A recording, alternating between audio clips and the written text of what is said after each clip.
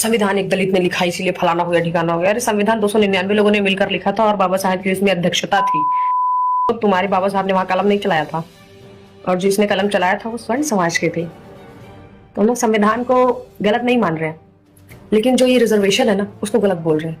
फिर रिजर्वेशन जो है वो गरीबी के आधार पर देना चाहिए, ना कि जाति के। और रह गई बात दलित दलित दलित, तो तुम हो दलित दल, इसलिए तुमको दलित और चमार और फलाना ठिकाना जो भी तुमको एक से एक जो तुम्हारे लिए अपशब्द यूज किए जाते हैं, यू डिजर्व इट। संविधान निर्माता का अपमान नहीं सहेंगे, नहीं सहेंगे, नहीं सहेंगे। संविधान निर्माता का अपमान नहीं सहेंगे, नहीं सहेंगे, नहीं सहेंगे। लॉ की फर्स्ट ईयर स्टूडेंट है वो, ठीक है। उसने पहले लॉ से रिलेटेड वीडियो बनाती थी तो मैं बहुत ठीक था, मैं खुद उसको फॉलो भी करती थी और लाइक्स भी करती थी उसके वीडियो को। लेकिन एक बार उसका वीडियो आया जिसमें वो दलित के खिलाफ बोली है और एक यूजीसी ऐसे करके जो अभी लागू हुआ था कानून उसके खिलाफ बोली, तो भी ठीक था। उसके बाद जब वो अम्बेडकर को डायरेक्ट गाली दी, उसके बाद से हम लोग को इतना चीड़ मचा कि हम लोग फिर डायरेक्ट उसका एप्लीकेशन देने के लिए यहाँ थाने में आए हैं। कुछ लोग बोलते हैं कि बाबा साहब इतने महान थे तो उनका फोटो नोटों पे क्यों नहीं है। मैं आपको बता दूं कि बाबा साहब दिलों में रहना पसंद करते थे, किसी की जेब में नहीं। अब अपनी इन्हीं सब हरकतों के कारण लोगों ने अपनी जेब में देंगे।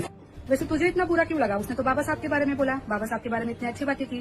क्यों बाबा साहब के बारे में अच्छी बातें बर्दाश्त नहीं होती है? कि 14 अप्रैल को बाबा साहब की जयंती मनाई गई, धूमधाम से मनाई गई। उनको बड़े से बड़े प्रधानमंत्री से लेकर राष्ट्रपति ने याद किया कि बाबा साहब संविधान निर्माता थे।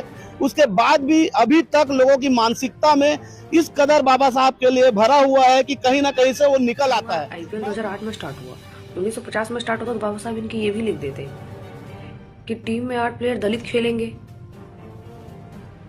दलित खिलाड़ी के चौके को छक्का माना जाएगा, इनको 1 ओवर में 9 बॉल खिलाई जाएगी और शारीरिक कमजोरी होने के कारण इन्हें रनआउट भी नहीं दिया जाएगा।